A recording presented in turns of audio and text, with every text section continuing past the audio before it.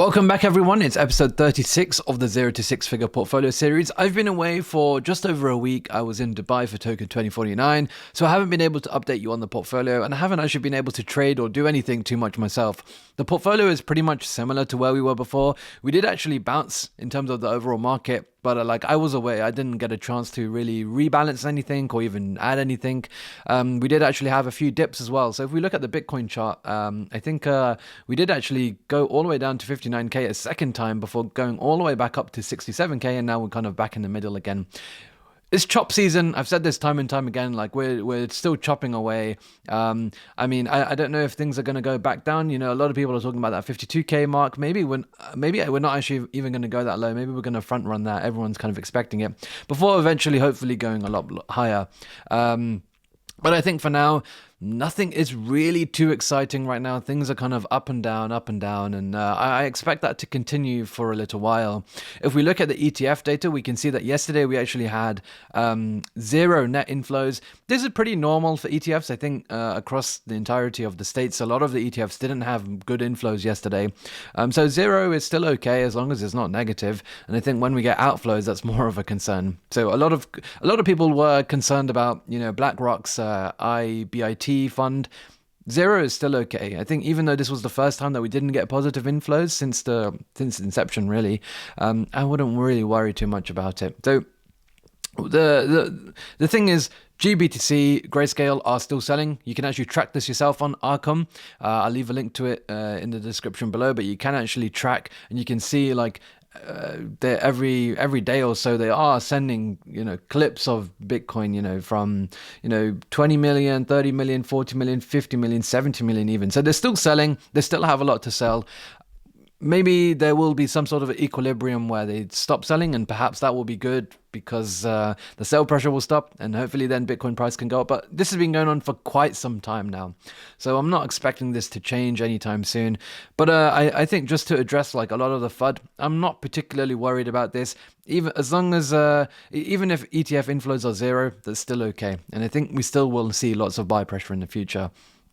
I think in general, the market is pretty quiet right now. You can see in my portfolio, there isn't really any areas of outperformance or underperformance, you could say. I think generally things are balanced over the last 7 days. Some tokens are down a little bit, 15%. Some tokens are up 30%. So yeah, overall, I'm not too worried. I think generally things are pretty much the same.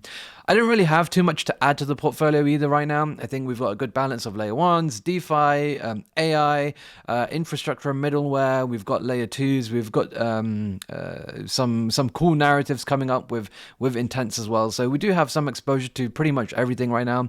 I probably will consolidate the portfolio soon or somewhat soon, but for now I think I'm fairly happy with how things are, and I probably need to start picking out some new alts that are coming. I think this is probably one of the best times to do this because the market is just so dead right now. If you look at Gwei, for example, it's 11, and it has been even lower than this. So if you're doing transactions on Ethereum, you're paying 50 cents, which is incredible. I mean, when was the last time on ETH mainnet that gas fees were so low? I think today I was doing some transactions and paying just $1 on ETH mainnet, which has been really good to see. But as I mentioned, look, things are generally pretty choppy. One day you have things going up, one day you have things going down.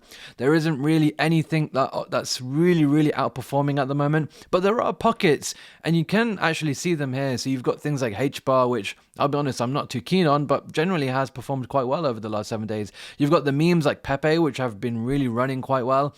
And then you've also got things like Nia as well doing really well. So I think finding and identifying some of these can be really good, especially if you're going to pair trade them. One of the ways that I'm doing this is on Pair Protocol, which essentially is a place where you can long and short, or basically hedge. You can pair trade essentially, even with 1x. So you're not really even using leverage there.